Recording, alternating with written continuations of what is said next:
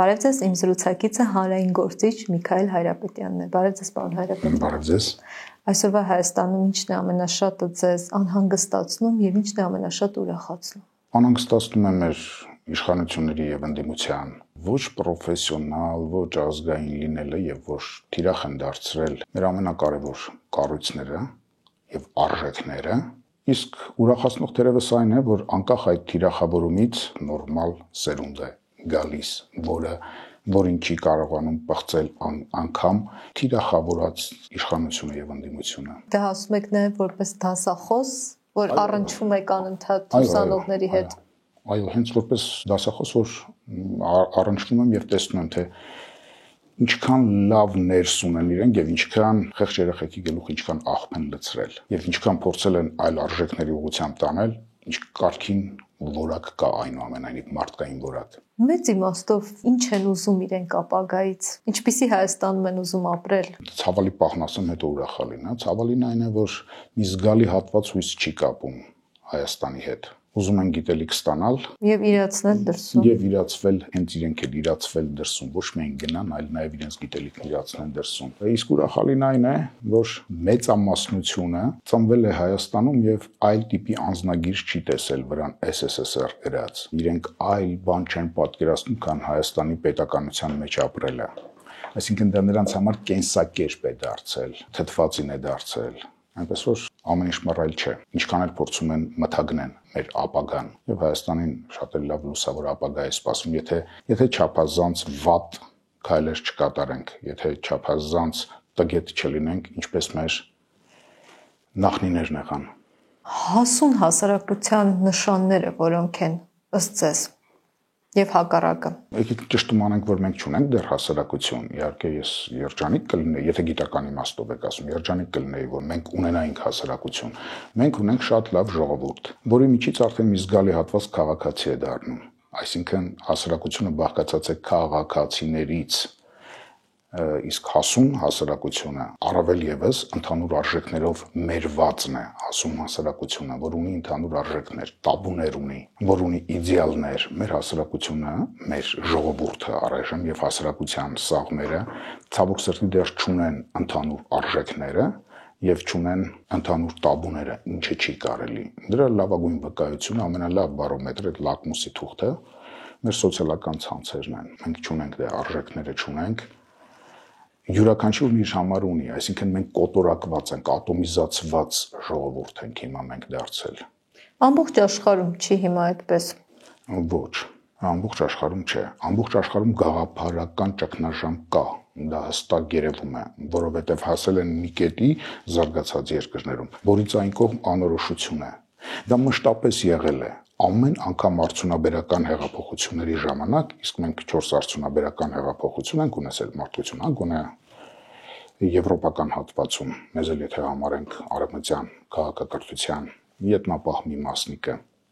ամեն անգամ ցնցումներ են եղել, ամեն անգամ այս անորոշությունը եղել է։ Դեկադանսը ինչի համար էր, ինչի ծնունդ էր, երբ որ անորոշ էր, լավ, պատերազմ ամեն ինչ փլվեց, ինչի համար ենք ապրում։ Ուղենիշերի բացակայություն։ Հիմա երբ որ կկարողանան հետևից հասնել, նոր կգտնվեն նոր իդեալները, դեռևս իդեալներ գտնված չեն։ Տեսեք, ասենք հիմա քաղաքականության մեջ էլ այդ նույնը կարող եք տեսնել։ Տրամփն ասում է Պանաման եմ ուզում, Կանադան եմ ուզում, Գրենլանդիան եմ ուզում, Պուտինն ասում է Ուկրաինայի ինչ մասն եմ ուզում, Ադրբեջանն ասում է Միջանցք եմ ուզում, բոլորն ինչ որ բան են ուզում։ Պայմանավորվածությունները նախկին խախտված են։ Խախտված են ոչ միայն նրա համար, որ սառը պատերազմում պարտված ռուսական կողմը ռազմատուգանք պիտի վճարի, հա, 90-ական թվականների սկզբից այս կողմից մի պահ, որպեսզի առանց ցնցումների լինեն, թույլ տրվեց, որ այսպես գնա, բռնկումները մոլորակի տարբեր անկյուններում լինեն,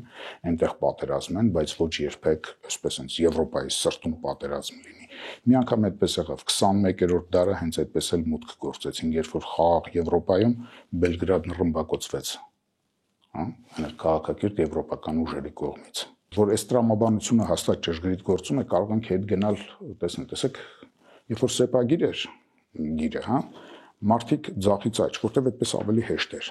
Հետո մտածողություն փոխվեց, երբ որ մագաղաթն ու գիրն եկան, հնչյունական գիր, այնտեղ բաղաձայններ չէին գրում, այստեղ հնչյունական գրի ժամանակ սկսեցին գրել, որովհետև տեղի եւ աշխատուժի խնդիր այլևս չկար։ Մտածողություն է փոխվում։ Մենք դեռևս մեր ստեղծած արհեստական բանականության, մարդկության ստեղծած արհեստական բանականության թվայնացված աշխարհի ետևից դեռ չենք հասել։ Դրա համար այս ցնցումը կա, այս անորոշությունը կա, եւ դրանք անպայման դրսեւորվում են, չի եղել մի անգամ, որ չդրսեւորվեն եւ պայթյուններ չլինեն մոլորակում ցանկացած արդյունաբերական հեղափոխությունից հետո։ Այն որ աշխարհում նորից սկսել են իշխանության գալ աճերը, ազգային ուժերը կամ առաջնորդները, դուք համընդհանուր այսպես բացատրություն ունեք դրա, թե դրանք զուտ առանձին երևույթներ են։ Ցանկացած պատմաբան ձեզ կասի, պատմությունը չի զարգանում միագից, ցիկլերով է զարգանում եւ զիգզագներով։ Այդպես արդյոք խոշոր անհատականություններ չէին, դրական թե բացական իմաստով երկրորդական, ասենք գեներալ Ֆրանկոն, Ադոլֆ Հիտլերը, Ուինստոն Չերչիլը, Յոսեֆ Ստալինը, Մուսոլինին, հա, տեսեք դրանք էլ միաժամանակ են իշխանության։ Միշտ այդպես է լինում, դրանց ժամանակն անցավ, եկան մյուսները։ Հիմա սրանց ճգնաժամ է ստեղծվել, հա, ճգնաժամ կա եւ այդ ճգնաժամն առաջնորդին գաղափարական ճգնաժամն է։ Եվ հիմա մենք էլ եթե այդ գաղափարական ճգնաժամի վրա ավելացնում ենք մեր այս գավառական մոտեցումները եւ իշխանության եւ ընդդիմության առաջնորդին իշխանության կողմից, հա, ամեն ինչին գեղցու, հա, կերպ մոտենալով ավելի անորոշության մեջ են գցում։ Դա է պատճառներից մեկը քիչ առաջ որ ասացի ատոմիզացված է մեր ժողովուրդը։ Ամեն մեկն իր համար է դողում, իր մասին է մտածում։ Օտարված է, հոգեբանության մեջ կա այդպիսի տերմին օտարում։ Մենք օտարված ենք մեր հայրենիքից։ Չի կարելի դա թույլ տալ, որովհետև վաղը կխխմվի, ամեն ինչ իր տեղը կգա եւ մենք կտեսնենք, որ ինչպես Վանտերյանն էր ասում, զուրեին մեր ջանքերը։ Երկար տարիներ, ամենատիպս վերջին տարիներին այդ անհատի վրա կառուցված գաղափարախոսություններ, չէ՞ որ անհատն է կարևոր, դու ամեն տեղ էլ կարող ես լինել, քո արժեքները պաշտպանել, ապրել, ստեղծագործել եւ այլն, բայց հիմա երբ նորից իշխանության են գալիս աճերը, ազգային մոտեցումները, այսպես ասած նորից պահանջարկ են ստանում, մարդիկ վերադառնում են այդ կոլեկտիվին, ընդհանուրին, այդ անհատականից, այդպես կարող ենք բացատրել, թե ոչ։ Ուղիղ հակառակը ծայրահեղ աճերը նրանք անհատապաշտ են։ Այսպես կոլեկտիվ զգացողությունը կորչում է։ Բայց չէ՞ որ այդտեղ նաև ազգայինի գաղափարը կա։ Ազգայինի գաղափարը միշտ էլ կա, ինչքան էլ որ փորձեն ճնշել, դա Աստծո ստեղծած բան է եւ Աստված կարող է վերացնել։ Մենք սովորական ողորմելի կոմունիստ կդառնանք, մարքսիստ կդառնանք, եթե ասենք պատմականորեն ստեղծված բաներ են եւ պատմականորեն էլ վերանալու են ազգերը։ Որքան ազգեր վերանում են, գրեթե նույնքան էլ ծնվում են նոր ազգեր։ Այ հենց հիմա մեր աչքի առաջ ծնվում է ուկրաինական ազգ ժողովուրդ կար, հարց չկա, բայց կծնվի թե չի ծնվի թե վաղաժամ վիժում կլինի, չգիտենք, բայց ծնվում են նոր ազգեր։ Մեր կողքին հենց ադրբեջանցի ազգ է ծնվում։ Շատ վտանգավոր մի բան։ Իսկ երիտասարդները շատ ավելի գիշատիչ են լինում։ Մենք ինչպես կարող ենք մեր քաղաքակրթության բարձունքից դիմակայել կամ մրցակցել այդ երիտասարդ եւ վայրի ազգի հետ։ Երիտասարդներն ավելի ավյունով են լինում եւ քիչ մտածող։ Անհատները, տեսեք, ասացի Մուսոլինի կոլեկտիվիզմ էր, չէ՞, կամ Հիտլեր, կոլեկտիվիզմ, Չերչիլ, Ստալին, Ռուզվելտի նման մեծ անհատականություն, անձերով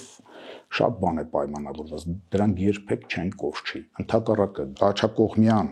ազգայնական ուժերը ավելի անհատապաշտ են լինում։ Հիմա էլ տեսեք մենք դրա կարոտն ունենք։ Եթե մեր սոցիալական ցանցերը նայեք, ամենահաճախ հիշատակվող բառը, անունը Նժդեհի անունն է։ Եվ դա հրաշալի է։ Այսինքն մենք աշխարհի շնչառությանը համաչափ ենք շնչում։ Եվ քանի որ ներկայի մեջ դեռևս չենք կարողանում գտնել մեր իդեալներն ամբողջացնող կերպավորողին, հայացքի հետ ենք նետում դեպի պատմություն։ Պատմությունից ենք ոգեկոչում Նժդեհին։ Ու անկախ մեզանից դա ծնվելու է։ Հիմա կլինի Նժդեհի մեծության դժվար թե լինի այդպիսի մի բան, որտեղ դրանք եզակի են լինում ամբողջ պատմության մեջ,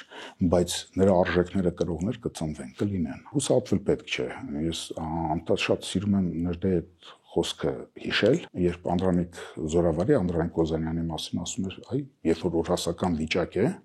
մի հատ սովորական հյուսն կարող է դառնալ Անդրանիկ Զորավար։ Եվ մենք հիմա մերձ օրհասական վիճակի առջև ենք գտնվում եւ ոչ միայն մենք։ Տարածաշրջանի ժողովուրդները վտանգված են։ Մենք շանս ունենք անկորուս դուրս գալու, սա պիտի լինի խնդիրը։ Խնդիրը ձևակերպելն ամենակարևոր բանն է, քան խնդրին տարբեր լուծումներ տալը։ Առաջնորդին պետք է հասկանանք ինչ խնդիր կա, մերոնք ոնց որ թե չեն հասկանում ցավոք սրտի։ Հիմա շատ ընդունված է եւ այդ պոպուլիստական մոտեցումը խոսել ժողովրդի անունից, չէ՞։ Յուրաքանչյուր ուժ ասում է ժողովուրդը սա է ասում, ժողովուրդը սա է ուզում։ Ժողովուրդ տերմինը ինչ բնորոշում ունի ձեզ համար։ Բա Երանի իմանայի, որ այդ հարցն եք տալու, ինձ հետ կբերեի Հովհաննես Թումանյանի 1907 թվականին գրած նյութը, հոդվածը, բանաստեղծությունը թողել է, հեքիաթը թողել է մեր Թումանյանը, հա, քարյակները թողել է, հոդված է գրել մարդ, հենց բառացին դուք կրկնեցիք Թումանյանին։ Ժողովրդի անունից են խոսում, ժողովուրդը ձեզ կդատի, ժողովուրդը մեզ հետ է, ժողովրդին դուք թալանում եք, հա։ Այսպես ժողովրդի անունից պետք չէ, նախ բարոյական իրավունք վաստակել է պետք մարդկանց թեկուզ փոքր խմբի անունից խոսելու համար։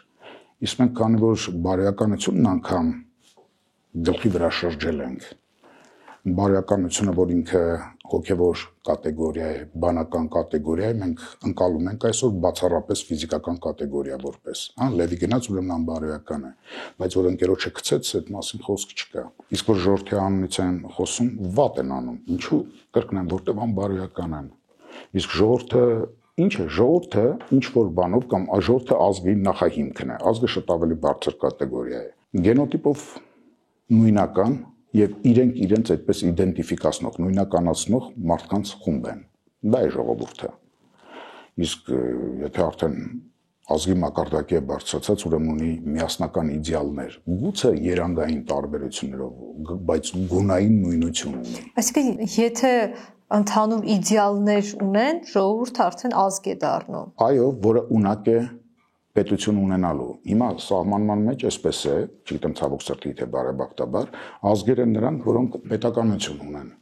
Բացեք սովետական հանրագիտարանը, նայեք, մենք թվում է, որ մենք շատ հին ազգ ենք, բայց սովետական հանրագիտարանում գրված էր, որ մենք ազգություն ենք, ազգ չենք։ Եվ ճիշտ է գրված, գիտեք, պետություն ունեցողը մենակ բարոյական իրավունք ունի կոչվելու ազգ։ Եթե դու այն արժանավորությունը չես ունեցել, որ կարողանաս պետություն ստեղծել, ուրեմն գնա ֆուտբոլի երկրորդ լիգայում խաղալու։ Հիմա մենք չունենք պետություն։ Մենք ունենք պետություն, ով ասաց չունենք։ Ես սոսկում եմ, որ շատերը իրենց խելոքի տեղ դրած ասում են պետություն չունենք։ Գիտեք դա ինչի նման է։ Հիվանդ մոժ նման։ Եթե մայրդ հիվանդ է, ասում ես վերջ մեռել է, ոչ ամեն ինչ պիտի անես, որպեսզի բուժես նրան։ Ամենավատ, ամենաթույլ պետականությունն անգամ անհամեմատելի է պետականության չգոյության հետ։ Չի կարելի չդողալ նրա վրա ինչը մենք ունենք։ Ընդհակառակը մենք պարտավոր ենք դրա բարելավման, առողջացման մասին մտածել։ Ինչպես ավետարանում է ասված, հա, Հիսուսի մասին, որդի եւ Տեր Դավթի։ Ինքը միևնույն ժամանակ եւ Դավթի Տերն է եւ Դավթից սերվածն է, որդին է նրա։ Մենք էլ մեր պետության ոչ միայն զավակները պիտի լինենք, այլ Տիրոջ զգացողությամբ մենք Տերն ենք պետությանը։ Գիտեմ, այն օրը անկերոջս հետ զրուցում էինք, երևի կոպիտ ստացվեց։ Ասում եմ, այս ԿՊ Նիկոլ բան, հա, այդ տղերքը ոչինչ չեն կորցրել, գիտեք, իրենցից ոչինչ չեն գրավել։ Իզնից են հայրենիք գրավել։ Որտեղ իրանք հայրենիք չունեին։ Ինչը պիտի գրաված լինեն։ Իրենք պատրաստ են այս մնացած մասն էլ առուծակի աճուրդի առարկա դարձնել։ Բարախաղով զբաղվել։ Այո, ես եմ կորցրել։ Իրենք չեն էլ ունեցել որ կորցնեն։ Հիշում եք մի հատ էլ Անդրանիկ Միրանյան կար։ Մի քանի տարի առաջ ասում էր. «Ամաչում եմ, որ ես հայ եմ»։ Ո՞վ ասաց, որ դու հայ ես։ Հələ որ մի հատ էլ ամաչես։ Դե եկեք մի հատ սահմանենք, հələ հասկանանք ինչ է այդ հայը, այդ պետությունը, այդ հայրենիքը։ Թե չէ Շեքսպիրը ոնց էր ասում, ճանաչում ես Հորացիո Գոմաղբի ճանճին։ Հիմա Գոմաղբի ճանճի նման վեր կացած ասում ենք հայրենիքը պետությունն է, ոչ։ Այնքան տգետ ենք, որ չենք հասկանում, հայրենիքը ինչպես ամեն բան երաստիճան է լինում։ Մենք էլ ենք երաստիճան, ունենք ֆիզիկական սկիզբ, ունենք բանական սկիզբ եւ ունենք հոգեվոր սկիզբ։ Եթե մենք քառակուսի կիլոմետրերով չափում ենք հայրենիքը, ուրեմն քառակուսի կիլոմետրերի մեջ էլ ամփոփված է մեր ուղեղը, ուրեմն մեր ուղեղը քառակուսի է պարզապես։ Դա ողորմելի թշվառականի մտածողություն է։ Այդ դեպքում վարեք թափեք Վահան Տերյանին, խորենացուն բոլորին վարեք թափեք, որովհետև նրանք ուրիշ տիպի հայրենիք են ունեցել։ Պետություն չունենալով չեղած պետության քաղաքացին են եղել։ Մենք հիմա ուղղակի ունենք ողորմելի ընտրանի, վերնախավ, լինի իշխանական կամ ընդդիմադիր, որովհետև որևէ տեղից շատ եմ ուզում լսել այն խոսքը, տեսնել այդ խոսքից բխած գործը, որը կտանի արժանապատվության, որը կտանի բարոյականության, որը կտանի ուժի հզորացման, այսինքն արժեքների կտանի, չէ՞, մենք արժեքների ուղղությամբ չենք գնում։ Մենք ուղղակի այն ողորմելի ձկնորսների նման ջուր ենք պղտորում ձուկ որսալու։ Ձուկն էլ մենակ լափեն եւ երեք եւ այսօր պետք է այնպես անել, որ վաղ այդպես չլինի։ Միայն այս ներքևի մասի ստամոքսինը չլինենք էլի, մենակ այս ֆիզիկականը չլինենք էլի։ Բայց ասում ենք առաջի քրիստոնյա ժողովուրդն ենք։ Ոնց էր ասում Հիսուսը, ասում էր, քանդեք այս տաճարը 3 օրում կսարքեմ։ Տգետեին պատկերացրեցին, որ ասում էր Սողոմոնի տաճարի մասին, ոչ, այս տաճարի, այս ֆիզիկականի, դա միշտ վերականգնելի է, այլ հոգևոր եւ բանական մակարդակների կորուստներն են, որ անվերականգնելի են։ Պարոն Հարապետյան, մարդկանց հետ ընդհանրապես հոգևոր բաներից խոսելուց առաջ չպիտի կերակրել այդ մարդկանց։ Այո, Ռուբեն Ախվերդյանը այնքան լավ է ասում, եթե Աստված մեզ թևեր չի պարգևել, նաև չի պարտադրել առնետի պես սապկել։ Բա ասում ենք քրիստոնյա ենք։ Չէ՞ որ ասվեց ոչ միայն հացիվ, չբացառվեց հացը, Քրիստոսն ասաց, չէ՞։ Չբացառեց հացը, բայց ախր մենակ դրանով չէ, եթե միայն դրանով է, մենք անասունն ենք դառնում։ Եվ դարձել են, գիտեք, այդ ժողովրդային մտածողության մեջ, տեսեք, ազգային չի ուզենա ասել։ Ժողովրդային մտածողության մեջ դարձել ենք, ասում ենք, որտեղ հաց, այնտեղ կաց, այնտեղ մնա։ Այդպես եթե կովը, ոչխարը, չգիտեմ, ձին խոսել իմանային, նրանք կասեն, որտեղ խոտը փարթամ է, այնտեղ արածիր։ Այսինքն մենք միայն դա ենք։ Եթե միայն դա է, շատ մեղք են։ Գիտեք նշտերն ինչ էր նշտեր, նրա մասին հուշերում այսպեսի մի բան կա։ Ասում են դուրս ծածես մի հատ մուրացկան, մի հատ բան ուներ, Եվրոպայում էր արդեն։ Մի հատ աշնանային վերարկու ուներ ընդամենը։ Այդ ծրտին պիտի գնանք հանդիպման։ Ասում է հանեց դա տվեց, փող չուներ տալու, դա տվեց։ Նժդեհը հիմար էր, չէ ինքը չէր կարող չտալ իր վերարկուն ուզողին։ Այսինքն ոչ միայն հացով է ապրում, ոչ միայն այդ վերարկով, ոչ միայն նյութականով է ապրում։ Ոչինչ որ մի քիչ մրսած կգնար, ոչինչ որ այդ ձմեռն առանց վերարկուի կանցկացներ, բայց իր մարդ տեսակը չէր կորցնի։ Մենք այստեղ Հայաստանում այսօր արժեքների ճգնաժամ է, եւ եթե պատերազմ կա, ապա տեսակների պատերազմ է։ Այո, այսօր Հայաստանում ընթանում է տեսակների պատերազմ։ Եվ ինչպես Լորենս Արաբացին էր շատ լավ տեսել դա մեր մեջ։ Այդ ստոր միջինը գրողի ծոսն է ուղարկում մեր ազնվատոհմությունը։ Սրանից է պետք վախենալ։ Մեծամասնությունն է չէ ընտրում։ Այո։ Բայց մեծամասնությունը չի կարող միշտ ճիշտ լինել եւ հաճախ մեծամասնությունը սխալ է լինում։ Այո։ Այդպես շատ գեղեցիկ ասել էր Ուինստոն Չերչիլը, որ սովորական այդ ընտրողների հետ գեժամ խոսելուց հետո հասկանում են, թե դեմոկրատիան ինչ վատ բան է, բայց դրանից լավ բան դեռևս մարդկությունը չի ստեղծել։ Ուրիշ բան կարող եք առաջարկել։ Այդ գյուտը արված չէ, թե ինչպես հանկարծ նախիրը չորոշի հանճարների ճակատագիրը։ Այդպես բոլորին են խարույկի վրա վառել, կախաղան բարձրացրել։ 70 տարի Նժդեհի ու Արամ Մանուկյանի մասին աղբով լցրել մեր գրադարակները, հայհոյել նրանց, գնդակահարվածին մեկ անգամ էլ հետմա ու գնդակահարել։ Բայց միևնույն է, տեսեք, դրանք կորչեն եւ պատմությունը շատ, ինչպես Չարենցն է ասում, հանճարեղ բժիշկ է։ Ինքը այսպես մաղի միջով կանցկացնի եւ կթողնի նրանց։ Էլի անցածտեսեք Կոստան Զարյանի մասին ոչինչ չգիտեինք մենք սովետական դպրոցում։ Ասում են ավ է, այդ ինչ է նավը լեռան վրա, մի հատ էլ կտրտած Սովետում տպվել էր։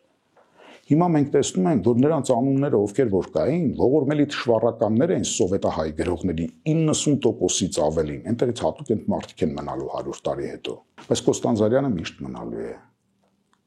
Մուշեղ Իշխանի անունը չկար, մեր դասագրքերում չկային։ Մենակ Արթուր Մեշյանն էր երգում նրա բառերով, շատ գեղեցիկ երգում, ինչ որ ստեղծագործություններ, բայց վերջ չկար։ Բայց Մուշեղ Իշխանը կմնա, եւ նրա կողքին ողորմելի ստահատները կկորչեն, որոնց առաջի հատորի առաջին էջը բացում ես եւ Լենինով է սկսվում։ Այնպես որ ժամանակի հերոսն ուրիշ է, այ Երանի էլի մենք այդ արժեքային համակարգը կարողանայինք ունենալ, հոսներ ունեն, օրինակ իրենց չքնաղ հանճարեղ մի պոետ ունեն, Լերմոնտովը, որը վիպակ գրեց նույնիսկ, մեր ժամանակի հերոսը։ Այսինքն կան ժամանակի հերոսներ եւ հերոս բառը պղծածներ, ինչպես մեր իշխանությունները պղծեցին, եւ դրանից առաջ եղած իշխանությունները, մեր գիտակցությունը թիրախավորելով ու գնդակահարելով, եւ կան անժամանակյա հերոսներ։ Դուք պատկերացնում եք ինչ որ մի հատ թեկուզ հանճարեղ հայ մարդ, ասենք մեր պետության ղեկավար է դարձել, որ այնքան մեծ լիներ, որ իրավունք ունենար, ասենք Դավիթ Բեկին ազգային հերոսի կոչում տար, կամ Անդրանիկ Զորավարին էլ չեմ ասում Գարեգին Նժդեհին հերոսի կոչում տալ։ Հերոսի կոչում տալիս է ժողովրդի հավաքական բնազդը, հավաքական գիտակցությունը, ժամանակի մեծ կտրվածքով, երբ որ այդ մաղն աշխատում է եւ աղբը մաղվում է, եւ տակն ինչ է մնում։ Տակը մնում է մի հատ Դավիթ Բեկ, մի հատ Մղթար Սվարապետ, այս սրանք են մեր հերոսները։ Ինչ որ միլիոնատեր հենց մենակ Հայաստանին ինչ որ փող տալու համար կարող է դառնալ ազգային հերոս, կամ հետո ազգային հերոս, հետո բանտերը լցվել։ Նիկոլը բռերով տվեց չէ ազգային հերոսի կոչում ինչ որ մարդկանց։ Այդ սովետական ատավիզմը, այդ զզվելի բանը պետք է վերացնել, բայց դա չեմ ասում, որ սա արեցինք ամեն ինչ լավ կլինի։ Տեսնում եք, հենց այդ մեր գիտակցությունն է թիրախավորված։ Մենք գնում ենք աշխարհի հետ միասին, ուզում ենք գնալ առաջ, ժամանակակից աշխարհի մտայնության մեջ լինել, մեզ sense քաշում են, ասում են, չէ, հետարի սովետի մտածողության դաշտը։ Ժամանակակից աշխարհը ինչ մտայնություն ունի։ Ժամանակակից աշխարհն էլ քաոսի մեջ է հիմա։ Այո, քաոսի մեջ է, միշտ ասացի, չէ, ցիկլային կրկնվում է դա։ Սինուսոիդի նման բարձրանում եւ իշխում է։ Այո, քաոսի մեջ է, բայց դա չի նշանակում, որ մշտապես քաոսի մեջ է լինելու։ Այդ դեպքում խնդրեմ, եկեք մտածենք։ Այս պահին քաոսի, երբ աշխարհն է քաոսի մեջ, երբ աշխարհն է խելագարված, մեր գերագույն խնդիրը ո՞րն է լինելու։ Այ մեր գերագույն խնդիրը ըստ իս գուցե սխալվում եմ։ Այս քաոսին ոտնատակ չգնալը, ապրել մինչև լուսաբաց։ Անճարեղ մի չքնաղ պատմվածք ունի Մշակ Գալշյանը, կոչվում է Միայնակ ծառը։ Արևին հավատալ է պետք։ Մենք չենք հավատում լուսաբացին։ Այսօր ինչ կա, ալավն անենք ու թռնենք։ Այդպես մտածել ենք։ Լավ, սովետի ժամանակ հասկանալ էր օտարի պետություն էր, բայց հիմա ինչ եք թալանում, չէ՞ որ մեր պետությունը։ Այն էլ թալանում են ոչ թե նյութականի մասին չեմ ասում միայն։ Մեր ժողովրդի ապագան են թալանում։ Ու հետո գոռում ապագա կա, դա ցինիզմի բարձրակետ է ուղղակի։ Ապագան եթե մեր մեջ չկա, իրական կյանքում չի լինելու։ Մեզանում տարածված ամենավտանգավոր միֆերը որոնք են։ Որ մենք ամենան ենք, ես կուզենայի Եղիշե Չարենցի նման մտածել, որ մենք սովորական ազգ ենք, սովորական ցանկություններով, պարզապես չընկնել նիհիլիզմի մեջ, մի կողմից ասում ենք մենք առաջինն ենք, բայց հակառակ ծայրահեղությունն էլ կա։ Ապրեք, այ դուք փուճու ժամանակ երևի ճոճանակ նստել եք, ամենահավեսը ոչ թե այս ծայրում կոնստանտ հաստատում վիճակում եւ այս ծայրում հաստատում վիճակում պահելն էր, այլ հենց այդ ընթացքն էր։ Իհարկե ծայրահեղություններն ամենասոսկալի բաներն են։ Մեկ որ ամենաողորմելի, մենք ապրելու ազգ չենք, թափելու բան ենք։ Մենք չենք որոշում, ամեն ինչ որոշված է։ Եվ մեկ էլ որ մենք որ կայինք դուք ուր եք, մենք ենք որ կանք, մեզ վրա դրեք դրույքը։ Այդ ծայրահեղությունները շատ վատ են։ Շատ վատ է, ամենատարածված բանը եղում ունես գլուխդ քորի, որտեղ հաց ենտեղ կաց։ Այդ որտեղ հաց ենտեղ կաց ամենազզվելին է, որ ես սարսափում եմ, որ դա արմատներ է տալիս։ Թող վիճակագրությունը մի հատ նայեն էլի։ Տարեկան քանի մարդ է գրին քարտի մասնակցում վիճակահանության։ Տարեց տարի մեծանում է այդ թիվը։ Թող նայեն թե Ռուսաստան գնացողների այնտեղ կոյուղի մաքրելու համար կամ ասֆալտ պռելու համար գնացողների կամ թեկուզ ցանկացած բանի կամ էլ գնա ռուսական FSB-ի ագենտ դառնալ, որ Հայաստանի հեժնանից են, հա։ Դրանց քանակը ինչքան է։ Բա ինչ ենք խոսում։ Նայեք սոցիալական ցանցերը, ովքեր են ամենապոռոտախոսները, այն Հայաստան գնացին գրավեն, Կարսնելա մերը, Վաննելա մերը, Սասունելա մերը, Կիլիկյանելա մերը, բոլորը մերն են։ Գիտեք ովքեր են ասում։ Ես պատկերացնում եմ դրանց հավաքական կերպարը։ Չգիտեմ, Մոսկվայում, Լոսում, Փարիզում ինչ-որ միտեղ նստած կոմպի առաջ գրում են, «Էլ ինչ մեծադղորդ բան ասեմ, որ ավելի հայրենասեր լինեմ»։ Այս սեր բառը, եթե ուզում է հայրենասեր, մայրասեր, հա, սեր բառը, եթե մենք չափման համակարգի մեջ ենք մտցնում, իսկ մենք մտցրել ենք, ընդ որում մտցնում ենք հենց փոքր ժամանակվանից պապային է շատ սիրում, թե մամային։ Առաջին անգամ երեխու դիոդները խփում են, էլի չի հասկանում, լավ, այդ ավելի շատ սիրելը որն է։ Դրա համար մենք դաստիարակում ենք կեղծավորներ։ Երեխան հենց մի քիչ ուշքի է գալիս, պապայի բարեկամներն են հարցնում, պապային, մամայի բարեկամները, մամային, կամ էլ ասում են երկուսին էլ հավասար, որն է ասում ապրես բալիկը։ Իսկ այդ դեպքում մենք, գիտեք, Շեքսպիրը ոնց է ասում, ամեն ինչ չափի մեջ է գեղեցիկ սերն անսահմանության։ Եվ միակ գոյականը հրեական այդ 5 կտակարանում, որ Աստված բառի հետ հավասարման նշանով դրվում է, դա սեր բառն է։ Իսկ մենք այդ հայրենասիրությունն էլ ենք չափման մեջ մտցնում, մայրասիրությունն էլ, հասկանում եք, ազնվություն սիրելը, արժեքներ սիրելը։ Գնացողները պատմում են հաճախ, որ այնտեղ որտեղ գնում են, այնտեղ էլ հեշտ չի, հեշտ գործեր չեն անում։ Հաճախ անում են այնպիսի գործեր, որ այստեղ երբեք չէին անի։ Բայց այնուամենայնիվ մարդիկ շարունակում են գնալ, ինչու ձեր պատկերացմամբ։ Գիտեք, ես մեծ չեմ ուզենա խոսել, նաև մեղադրել։ Ես մեղադրում եմ այնտեղից պորոտախոսություն անողներին, բայց ոչ գնալու համար։ Եթե գնում են, ուրեմն Հայաստանի մտքի մարդիկ, իշխանության մարդիկ, Հայաստանի էլիտան է մեղավոր, որ գնում են։ Իրենք մեղավոր չեն, շատ նորմալ է։ Գիտեք, որովհետև շատ վիրավորական է։ Ձեզ եթե օտար մեկը փողոցում վիրավորի, դուք ինչ-որ կերպ կտակ կանցնեք, հետո կմոռանաք այդ մասին, կամ կվիճեք կանցնեք, հետո կմոռանաք այդ մասին, բայց ձեր ազգակիցն է դա անում, ձեր բարեկամը, ամենամոտիկ հարազատը, որի վրա դուք շատ ջանք եք թափել, չգիտեմ, աշխատել եք նրա համար, այդ անարդարությունը չեք կարողանում մարսել, այ մարդիկ առաջին հերթին գնում են այդ արժեքի բացակայությունից, արդարության բացակայությունից, ասում են ավելի լավ է, այնտեղ ես ստրկություն անեմ, ամենագարշելի գործն անեմ, բայց այստեղ հոգով ծնված ստրուկի աշխատողը չդառնամ, դա ինձ համար վիրավորական է, որովհետև այնտեղ ես որպես ֆիզիկական այս ներքևի մասը, հա, ամենաստորին մեր մասը ֆիզիկականով եմ ստրկության կամ չարքաշ կյանքի, իսկ այստեղ վիրավորում են իմ ամենաբարձրը, հոգևորը, այնտեղ գոնե իմ մարդ տեսակը վիրավորված չէ։ Ես այնտեղ համբալություն եմ անում, բայց որևէ մեկը քաղաքապետի հոր նման ինձ համբալ չի ասի, հասկանում եք, այդտեղից է սկսվում մեր ողբերգությունը։ Դրա համար ասում եմ, ես նրանց մեղադրելու ոչ մի բարյական իրավունք չունեմ եւ իրենց լրիվ հասկանում եմ, թե ինչու են գնում, որովհետեւ այստեղ չեն գտնում իրենց մարդ համարողներ չկան։ Ինչքան է որ ճորթո հրապարակներից գոռային ես ձեզ սիրում եմ։ Մենք իրոք արժեքային ճգնաժամի մեջ ենք։ Կարծում եմ, թե մենք մեր արժեքները պիտի կարողանանք դասել առաջնահերթությունները։ Դուք նախ խոսեցիք տաբուների մասին։ Ինչ տաբուներ պիտի մենք այսօր ունենանք, որ չունենք։ Մի հատն ասեմ էլի, որտեղ անընդհատ հիմա դրա մասին են խոսում։ Գիտեք, հрьяաները 2000 տարի թափառական ժողովուրդ լինելով, տարբեր երկրներում ապրելով, ինքնապահպանման բնազդից ելնելով, մարդիկ դարձել են ավելի ազատամիտ եւ ամեն ինչ իրենց կանանց, իրենց երեխեքին կհեգնեն, անեկդոտներ կպատմեն, բայց ոչ մի անեկդոտ չունեն ցեղասպանության, հոլոկոստի մասին։ Դա տաբու է իրենց համար եւ տաբու է ոչ թե նրա համար, որ ինչ որ մեկը գլուխը կկտրի կամ կապտակի իրեն, այլ որովհետեւ ինքն իրեն դա թույլ չի տա։ Տեսեք, մենք հիմա այդ տաբուն պիտի ունենանք, թե չէ։ Ովքեր այդ տաբուի վրա այով անցնում են, նրանք սրբապիղծներ են, ուրեմն սրբություն չունեն, ուրեմն ոչ մի բան չկա իրենց համար հաստատուն, ամեն ինչ փոփոխական է, հայրենիքից սկսած լեզվով վերջացրած, որ հոգու հայրենիքն է լեզուն։ Դուք տեսնում եք այն ամբոստության ալիքը, որ պիտի լիներ դրա դեմ, կա այդ ամբոստության ալիքը։ Ամբոստության ալիքը կա, գիտեք, բայց ամբոստություն ինչ ենք պատկերացնում, որ անպայման պիտի խճակարերը վերցրած գլուխը ջարդել ինչ-որ մեկի կամ այդ ամբողջ թիմի։ Ամբոստությունը այն, որ ասում ենք լես տգետներին նայ, լես ուրացողներին, այս սրբապիղծներին նայ ու մեջքով ենք շրջվում։ Գյուստավ Լեբոնը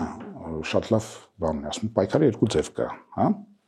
Ակտիվ եւ պասիվ։ Մարդիկ հիմա պասիվ պայքարի մեջ են, այնպես չի որ Հայաստանում պայքարը մեռած է։ Այդ ղժղժան կանանիկ, որ խորհրդարանում ղժղժում են, այս կողմից կամ այն կողմից, կամ հրապարակներում, YouTube-յան ալիքներով, դրանք ուղղակի ձևականություն են անում, հեչ էլ պայքարի մեջ չեն։ Իսկական պայքարողները նրանք են, որոնք ասում են, չէ, իմ պապը մշեցի է, ես մշեցի չեմ, ճիշտ է, որտեվ այստեղ եմ ծնվել արդեն 3-րդ պորտ, 4-րդ պորտ։ Բայց ոչ ոք չի կարող, որևէ տգետ չի կարող մուշի մասին իմ երազը խլել ինձանից, որովհետև երբ որ մարդու երազը խլեցիր, մարդն առանց երազ չի կարող ապրել, տեղը ուրիշ երազ է լինելու։ Գիտեք, որ երազն է հիմա եկած լցված մեր մեջ մտած է Թալյաթի երազը, Էնվերի երազը, մենք ապրում ենք Թալյաթի երազներում հիմա։ Երբ ես մտնում եմ լսարան, տեսնում եմ այդ ուսանողների դեմքերը, ասում եմ, Թալյաթը ինչեր տված կլիներ, մենակ թե այս երեխեքը sense հայ երեխեքը չլինեին ու ես չլինեի, sense մենք միասին չլինեինք ու չխոսեինք ինչ-որ բանի մասին։ Հիմա երբ մենք իրար ոչնչացնում ենք, մենք Թալյաթի երազն ենք իրականացնում։ Երբ որ անիրավում ենք մեկին, որը ստիպված թողնում գնում է լոսում ապրելու, չգիտեմ, Նովոչերկասկում կոյուղի մաքրելու, մենք Թալյատի երազն ենք իրականացնում։ Ինչու՞, որովհետև 2 սերունդ հետո նրանք չկան։ Ուր են Այվազովսկու ժամանակվա հայերը Ռուսաստանի։ Կորել գրողի ծոցն են գնացել։ Այն ինչ հայեր տեսնում եք վերջին շրջանի, Եղեռնից հետո եկածներն անգամ չկան, նրանց ծերունդները չկան, այս նոր գնացածներն են։ Այնպես որ մեզ չխափենք, մենք ունենք այսքան հայություն այսօր ունես, վաղը եթե դուրս գնացող չեղավ, այդ հայությունը չի լինելու։ Նոր Կիլիկիա չի սարքելու։ Ինչու, որովհետև տգետ էինք, որովհետև երբ որ երկիրը պատերազմի մեջ էր եւ մարդիկ վախից էին փախչում ժամանակին, չգիտեմ, պատերազմի ծնած օրինական, օրինավոր, օրինաչափ դժվարություններից էին փախչում։ Գոնե այնքան խելք ունենային, որ ուղղորդեինք ինչ-որ միտեղ, որտեղ երբևէ 100 տարի կամ 200 տարի հետո գուցե Կիլիկիա կլիներ մի հատ, որը կփրկեր հենց Մայր Հայաստան, ինչպես որ դա արվեց։ Հա, գնացին ասավ, մինչև մողոլների Խաքանի մոտ գնաց ասավ, Հայաստանի համար անգամ բարեխոսեց։ Մենք այսպեսի բան չարեցինք։ Մենք աղի նման մեր գենը շախ տվեցինք ուղակի։ Հիմա շատ տխուր բան է տեղի ունենում, ըստ իս Արցախի մեր հայրենակիցները եկան ու հիմա գնում են տարբեր երկրներ։ Փաստորեն այդ երազն էլ է ցրվում։ Այստեղ մի քիչ կարող եմ մեղադրել, գիտեք, արցախցիներին, որովհետև ինքս շատ սերտ կապերով եմ կապված Արցախի հետ։ Արցախցիներ նույնիսկ այն սովետի ժամանակ ավելի շատ ոչ թե Արցախում կային, այլ Նախակովկասում եւ Հյուսիսային Կովկասում։ Ցարի ժամանակ դրանից առաջ այսօր Վրաստանում բոլնի Խաչեն ունենք, չէ՞, Խաչեն այդտեղից գնացածն են, այսինքն մշտապես գնացել են։ Բայց նա էլ կա։ Իսկ նրանք ովքեր որ պիտի մնան, նրանց ճիպոտներով անգամ Հայաստանից չես կարող քշել։ Այն մյուսներ կա, իհարկե կա։ Կարսը առանց կրակոցի հանձնվեց, գիտեք ովքեր կռվեցին Կարսում 20 թվականի հոկտեմբերին։ Միայն Ղարաբաղցի մահապարտների ջոկատներ որ կռվեց։ Մյուսները կան որ շորեր հակած փախան։ Դրա համար Աստծուն ասում կայսրին չի կարելի էլի այդ ճոճանակը բերեմ, կամ աստվածացնել, կամ մինչև վերջ ստորացնել, այդպես չի։ Եթե մի պահանջ մենք կարող, ամեն ինչ մենք պետք է տանք մեր Հայաստան տեղափոխված արցախցիներին, բայց մի պահանջ պիտի ունենանք։ Պիտի ասենք այդ Հագարի կամրջի մոտ ձեր ռուսերենը թողած պիտի գաք։ Հիշում եք Պուտինի նկարներով, ես հասկանում եմ իրենց, այդպիսի բան պիտի անեին, որտեղ ռազմագերի էին իրենք, ռուս-թուրքական ռազմագերիներ էին, հասկանալի էր։ Հաջորդ օր իսկ սարքեցին Արցախի պաշտոնական լեզու ռուսերենը։ Նաև հայերենի զուգահեռ ռուսերենը սարքեցին։ Հիմա գոնե սա մեզ դաս կլինի, որ չհուսանք, թե եթե շողոքորթեցին, գծնեցինք ինչ-որ լավ բան է դուրս գալու։ Պարոն Հրապետյան, ձեր պատկերացմամբ ով է խելացի մարդը։ Դուք ինչպիսին եք պատկերացնում։ Խելացի մարդը։ Գուցե լավ բան է, անհրաժեշտ պայման է մարդ լինելու համար, բայց բավարար չէ։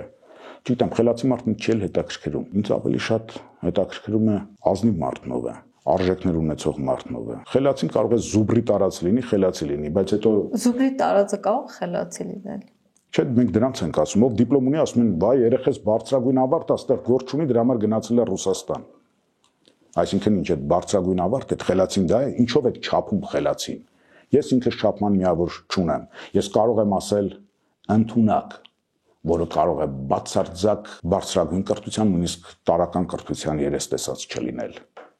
Այ ընդունակը լրիվ ուրիշ բան է։ Իսկ մենք ընդունակ ժողովուրդ ենք, մեր ժողովրդի մեծագույն մասը անհատների ընդունակ է։ Ուրիշ բան, որ միշտ ապաշնորհների ձեռքին է գտնվել մեր պետականությունը եւ սովետական իշխանության ժամանակ էլ գարշելի կոմունիստների ձեռքին է գտնվել, ռուս կամ ոչ ռուսիական չէ, եւ բնականաբար մեր հենց այդ ընդունակության վիժեցմանն են տարել։ Հենց մի հատ խելոք մեկը տեսնում էին, կամ Մոսկվայի են տանում այնտեղ իրենցով անելու, կամ էլ մի հատ այլազգի կին էին կողքը կպցնում, որ ձեռքներիցս տանեն, ուղակի տանեն։ Մեր էպոսից ենք, մենք մեր էպոսից բխում ենք, թե չենք բխում։ Գիտեք, հայերենում մի հատ բառ կա, հետաքրքիր է, այսօր դա էլ ենք մենք իմաստափոխել, ինչ որ մեկը եթե Լևի է գնացել, ասում ենք այլասերվածի մեկն է։ Այլասերված բառը գիտեք, որ ինչ ակունք ունի։ Այլից սերված, օտարից սերված։ Մենք օտար արժեքների վրա ենք հիմա դաստիարակվում, թե մեր արժեքների վրա։ Որոնք են մեր արժեքները։ Մենք ունենք դրանք, չէ՞ որ համամարտկային արժեքներ կան, կարող է ազնիվ հայ լինել, ազնիվ ֆրանսիացի, ազնիվ թուրք, ազնիվ ռուս, ազնիվ ամերիկացի, ազնվությունն է այստեղ արժեքը։ Ազնվությունը մենք որքան ենք մեզանից օտարել։ Նոր քիչ առաջ դուք որ շատ գեղեցիկ ասացիք այդ ժողովրդի անունից խոսելու համար ասացիք Թումանյանի խոսքերն են դա անկեղծ չենք վերնագրով այդպիսի հոդված ունի մարդը բան ու գործը թողեց տեսավ որ գեղարվեստորեն գրել էր Սուտլիկ Որսկանը գրել էր Ստախոսը հա այսպիսի բաներ գրել էր տեսավ չէ բան դուրս չի գալիս չեն հասկանում դրեց ստիպված եղավ թերթի հոդված գրել անկեղծ չենք խնդրում եմ ձեր ակնդիրներին ու գնդիրներին էջուկես բան է թող մի հատ կարդան ճիշտ այսօրվա համար բա 1907 թվականից մինչև 2025 թվականը ոչինչ փոխված չլինի մեր աշխարհամբռնման մեր աշխարհզգացողության մեջ այս ճահճացումն է որ վտանգավոր է եթե ես ասում եմ ազգային արժեքներ դա ամենևին չի նշանակում չինական պատշարել դրսի դեմ ուղիղ հակառակը ես քիչ առաջ Դոստոևսկու եւ Եսենինի անունները տվեցի դրանց մեծության ուրիշ ազգայիններ ինձ հարազատներ չեմ կարող տալ երկուսն են դժբախտաբար ռուս որպես գրականության մաս բայց ոչ ազգությամբ ամենակարևոր բանը ինչ դուք գիտեք Հայաստանի մասին ինչն է Աստվածների երկիր է Հայաստանը ազնվության երկիր է պետք չէ բղծենք պատասխան ենք տալու մի քիչ հավատով լինենք Շնորհակալություն ձեր շնորհակալություն